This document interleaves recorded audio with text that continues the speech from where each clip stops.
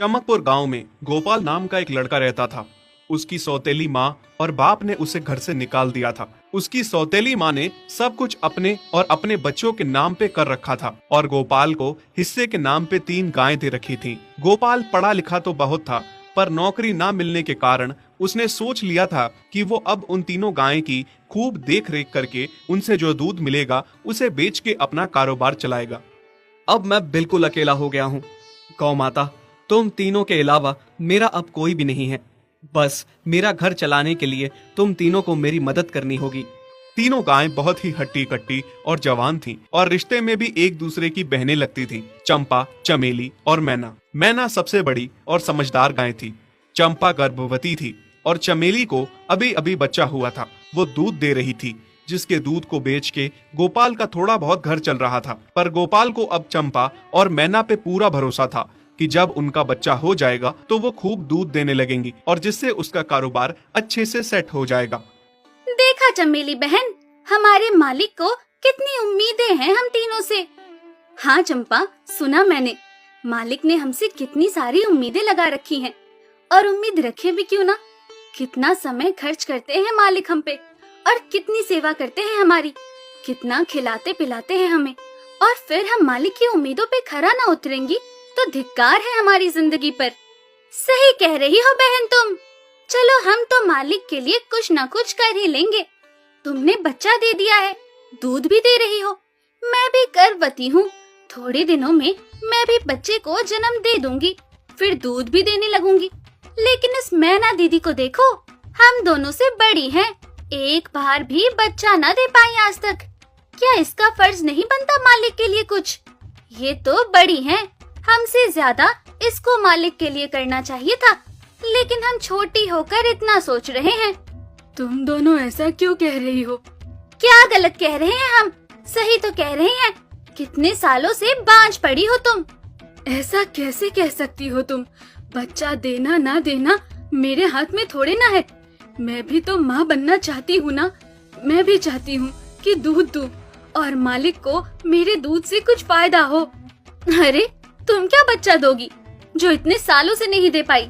तुम ये ख्वाब लेना बंद करो कि तुम बच्चा दोगी और तुम्हारे दूध से मालिक को कोई फायदा होगा।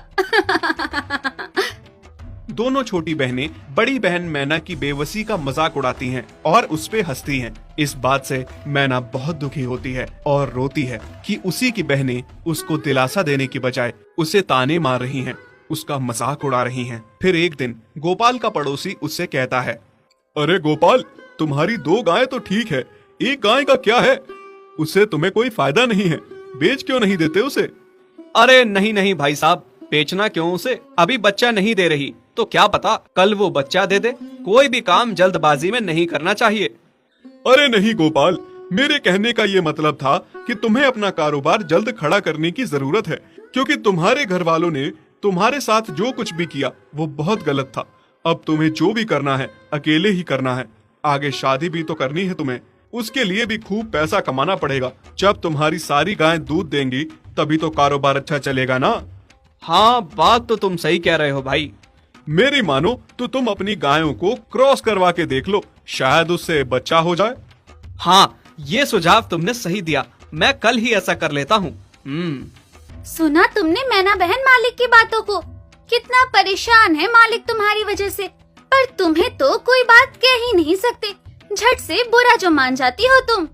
मैना ये सब सुन के बहुत दुखी होती है, पर करती भी क्या, उसके हाथ में कुछ नहीं था। गोपाल ने मैना को क्रॉस करवा के भी देखा, पर उसका भी कोई फायदा नहीं हुआ। गोपाल, जो सुझाव मैंने तुम्हें दिया था, क्या वो तुमने आजमाया? हाँ भाई, वो भी करके देख लिया, पर उसका भी कोई असर ना हुआ।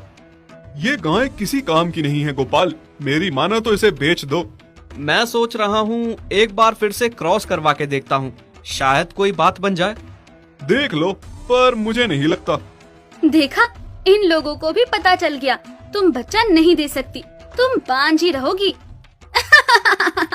सही कह रही हो तुम दीदी। इतने जतन करने के बाद भी बच्चा नहीं हो रहा, तो अब क्या होगा? गोपाल मैना को एक बार फिर से क्रॉस करवा लेता है। दोनों बहनें चंपा और चमेली मैना के बांझपन का मजाक उड़ाती हैं और उस पे खूब हंसती हैं। फिर एक दिन मैना चमेली के बच्चे के साथ खेल रही थी कि तभी चंपा देख लेती है। हाँ देख तो चमेली दीदी, ये मैना दीदी तेरे बच्चे के साथ क्या कर रही है? मुझे समझ में नहीं आ रहा, तू इस बांझ के साथ अपने बच्चे को कैसे छोड़ सकती है?